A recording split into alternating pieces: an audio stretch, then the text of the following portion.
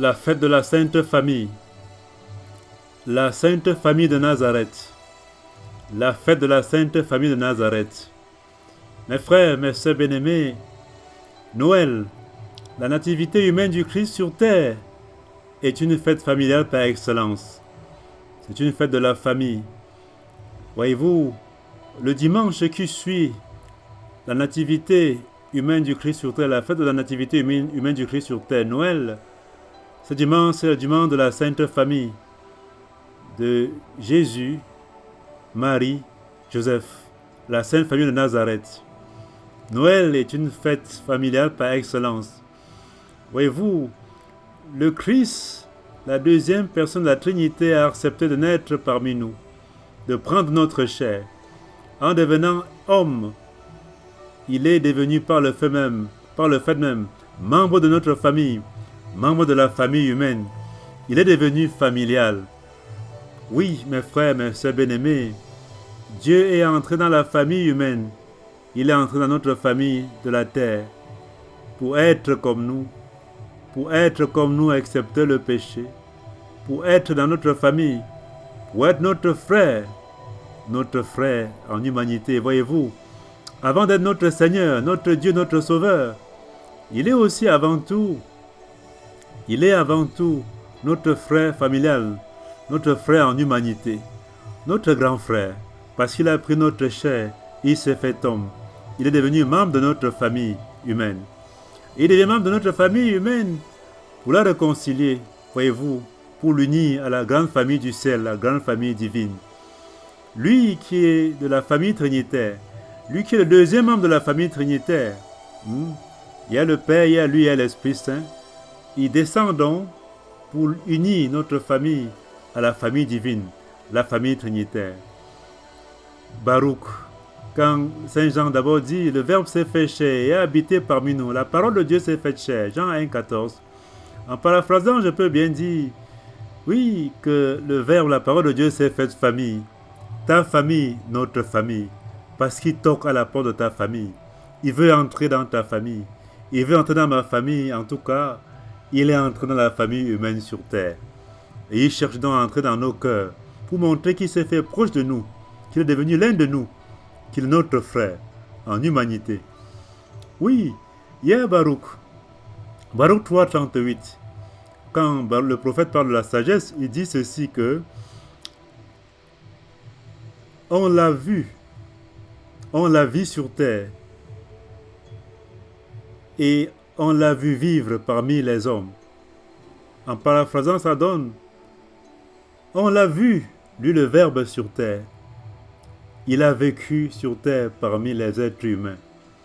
Il est donc venu pour être familial, pour faire famille avec nous, afin de réconcilier la famille humaine, la famille de la terre et celle du ciel.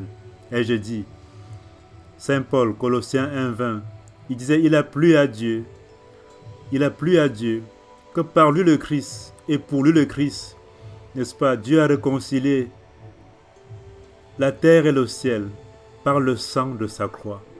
Il réconcilie dans les deux familles, voyez-vous, parce qu'il voudrait que notre unité soit comme avant. Avant le péché des premiers parents de la première famille, Adam et Ève, cette famille était une, nous étions unis, unité entre Dieu, la famille du ciel et la famille humaine que Dieu avait créée. Mais le péché a créé comme une brisure, une fermeture. Il vient donc réconcilier, relier cela, le Christ, pour que désormais nous soyons un. Qu'on n'ait pas honte de l'appeler notre frère, parce que lui, le premier, nous appelle ses frères, ses enfants, ses sœurs. La Sainte Famille nous donne donc de voir cela, mes frères, mes sœurs bien-aimés. Et fêter la Sainte Famille, ce n'est pas seulement la famille de Nazareth, avec Joseph, Marie et Jésus. C'est toute la famille humaine. C'est toutes les familles humaines sur terre que nous fêtons par cette fête. Le Christ donc devient membre de notre famille pour nous réconcilier avec lui, pour qu'on puisse faire corps, que nous puissions constituer désormais une unité familiale.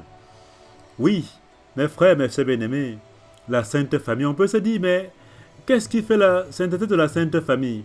Pourquoi l'appelle-t-on sainte? Ah oui, elle est sainte par le Christ qui est le Saint des Saints. C'est le Christ qui sanctifie cette famille.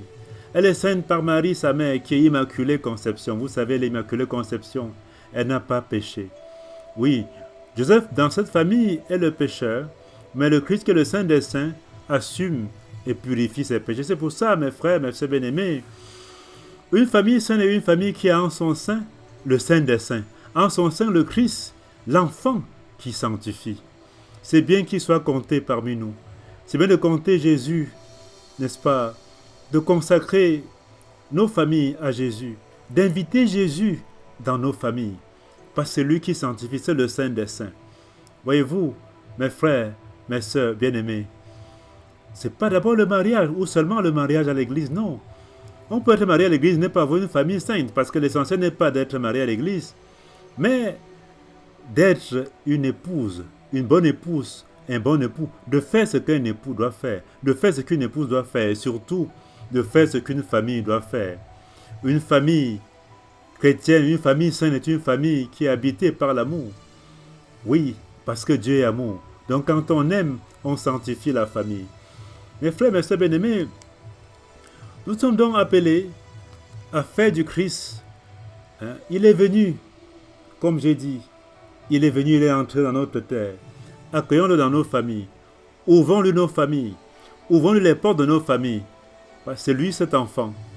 L'enfant Dieu, c'est lui qui sanctifie, c'est lui qui rend meilleur. Comptons-le parmi nos enfants. Comptons-le parmi les membres de nos familles en l'y invitant. Quand il y a le Christ dedans, il s'est arrangé, il s'est purifié, il s'est sanctifié. Quelles que soient les limites, quelles que soient les brisures, quels que soient les malentendus, quelles que soient, n'est-ce pas, les compromissions, quelles que soient les divisions ou les séparations. On se rappelle ce qu'il dit dans Saint Jean, Jean 1, versets 12 à 13. Il est venu chez les siens et les siens ne l'ont pas reconnu. Les siens ne l'ont pas, n'est-ce pas, accueilli. Mais tous ceux qui l'ont accueilli, tous ceux qui croient en son nom, il leur a donné de devenir enfants de Dieu. Ils ne sont pas nés de la chair et du sang, ils sont nés de Dieu. Mes frères, mes sœurs bien-aimés, on ne naît pas chrétien, on ne naît pas enfant de Dieu, on le devient. On le devient par la foi.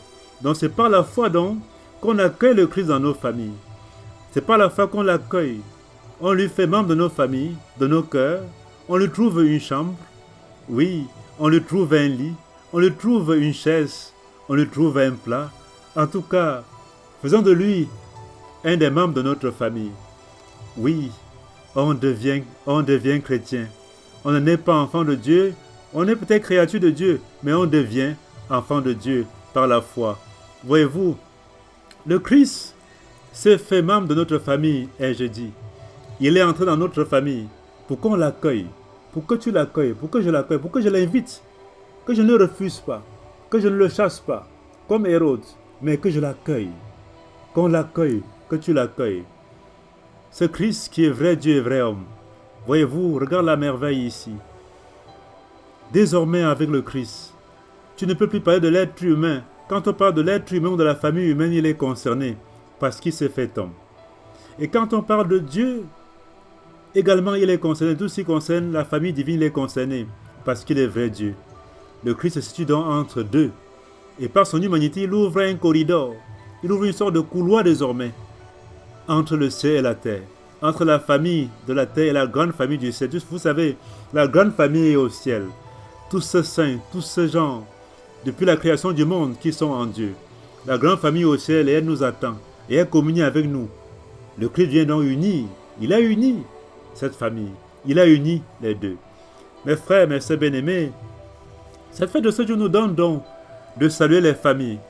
Toutes les familles, de prendre au sérieux les familles. La famille précède l'individu. La famille précède l'individu.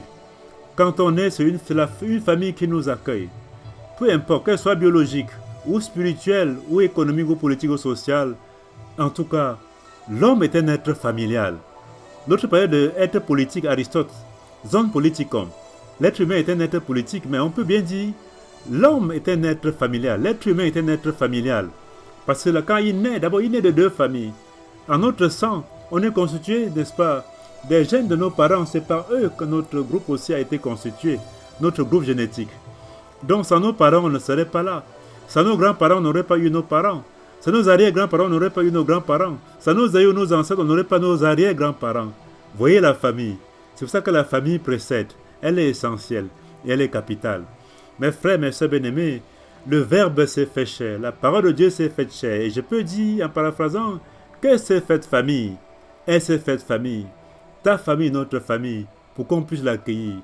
Oui, mes frères, mes sœurs bien-aimés, nous sommes, l'être humain est intrinsèquement familial, fondamentalement familial. Il y a un sang familial déjà en nous, par le fait que nous ne naissons pas de nous-mêmes. On vient d'un parent, une mère et d'un père. Et même aussi qui viennent d'un parent ou d'autres parents. On ne peut pas remonter à l'infini. Mes frères, mes sœurs bien-aimés, oui, oui, oui, faisons de nos familles des lieux de paix, des lieux d'amour, des lieux d'unité, de réconciliation, de pardon. Ces Inquisitions disaient que la famille est une église, une petite église. Augustin disait que le rôle d'un père dans la famille doit être comme le rôle de l'évêque dans son diocèse. Oui, mes frères, mes sœurs bien-aimés, la scène qui nous est présentée aujourd'hui dans l'évangile, c'est deux familles. Jésus et Joseph et Marie partent en pèlerinage chaque année. Et ce jour-là, donc, pendant ce pèlerinage, en rentrant, voilà, les parents croyaient que Jésus était avec eux, mais Jésus était resté à Jérusalem, discutant avec les docteurs de la loi au temple. Alors les parents l'ont cherché, c'est après 3 jours qu'on l'a trouvé. J'ai trouvé ici une image. Imaginez donc la perte, le désarroi d'une famille qui n'a pas Dieu, qui n'est pas connectée à Dieu, qui n'a pas Christ. N'ayant pas Christ, n'ayant plus l'enfant, Jésus, Marie, Joseph étaient dans le désarroi. Mettons Jésus au cœur de nos familles. Mes frères, mes sœurs bien-aimés, le Christ a fait une fugue, mais une bonne, parce qu'il était au temple pour prier. Parce que c'est vrai, nous sommes enfants de nos parents. Avant d'être enfants de nos parents, nous sommes d'abord enfants de Dieu. Dieu d'abord a autorité sur nous. Dieu d'abord notre Père, la paternité, la maternité est d'abord divine. Voyez-vous, Dieu se réveille comme un père, mais il agit comme une mère. Donc la première paternité, la première maternité, c'est lui d'abord. C'est lui qui a autorité. Donc, c'est pour ça que Jésus dit que mais je dois d'abord être dans la maison de mon Père, c'est vrai. Ce n'est pas une fugue comme les autres enfants délinquants, mais non. C'est vrai qu'on doit penser aux enfants qui fuguent, aux enfants qui disparaissent, les kidnappings, les voleurs de mari, les voleuses de mari, les voleurs de femmes, tous ceux qui détruisent la famille, tous ceux qui distorquent la famille. On doit beaucoup prier pour cela et prier pour la famille en ce jour. La deuxième scène, c'est Anne, la femme d'Elkana. Elle était stérile, elle avait demandé à avoir un enfant longtemps. Et elle avait été exaucée quand elle partait à Silo prier. Elle avait dit que dès qu'elle aura l'enfant, elle doit consacrer l'enfant à Dieu. C'est pour ça qu'elle appelle l'enfant Samuel, qui veut dire Dieu exauce, parce qu'elle a demandé et Dieu le lui a donné. Alors, elle est rentrée pour l'action de grâce. Elle a dit, quand je sevrerai l'enfant, je rentrerai, j'irai le consacrer au Seigneur, l'abandonner, n'est-ce pas, comme j'avais promis. Le plus souvent, quand il y a des demandes, des intercessions, des prières pour le mariage, pour avoir un enfant, pour avoir le fruit des entrailles, les églises sont parfois pleines, les messes d'intercession. Mais quand il y a action de grâce, quand Dieu agit, quand Dieu donne, quand Dieu accorde, on ne voit plus les gens. Venez souvent rendre grâce à Dieu. Parce que rendre grâce à Dieu, c'est demander la grâce, comme Anne. Ne venez pas seulement quand il faut demander, venez aussi quand Dieu a opéré, pour lui dire merci. Rendre grâce, c'est demander la grâce. Mes frères, mes sœurs bien-aimés, Lucia de Fatima, une des voyantes de Fatima, avait dit dans son journal avant de mourir en février 2005, j'aime bien revenir là-dessus quand il s'agit de la famille, que le dernier combat avec l'ennemi portera sur la famille. On peut imaginer combien il y a des divorces, combien il y a des séparations, combien il y a des faux mariages, des mariages par intérêt, combien on se marie plus dans la chair que dans le cœur. Oui, on peut imaginer ça, des séparations, des familles monoparentales, des familles orphelines alors que les parents sont là, la paternité irresponsable, la maternité irresponsable, on imagine tout ça. Luisa avait dit ça. Prions donc pour les familles. Prions pour les familles. Prions pour les enfants, n'est-ce pas, prodigues qui quittent les familles, qui font de la douleur au cœur de leur mère et de leur père. Prions pour les familles divisées. Prions pour les familles reconstituées. Prions pour les jeunes couples qui veulent oser l'aventure du mariage. Oui, beaucoup ne veulent plus oser fonder la famille. Ils ont peur. Prions pour ceux-là qui cherchent un conjoint, que Dieu les donne, n'est-ce pas, de vrais et de bons, des vraies âmes sœurs. Prions également pour les familles déjà unies, bien constituées, ancrées en Dieu. Prions pour les familles qui sont unies, qui vivent en paix. Prions pour la famille humaine, qui est en guerre et qui saigne. Dieu nous a créés pas pour la guerre, mais pour la paix. Pour qu'on forme une famille unique, une famille de paix, une famille où règne l'amour, où règne la justice, où règne la vérité. On entre dans cette famille, on entre dans le monde par une famille et on la quitte en créant sa propre famille pour agrandir la famille, la population du royaume. Parce que c'est grâce à la famille est sacrée.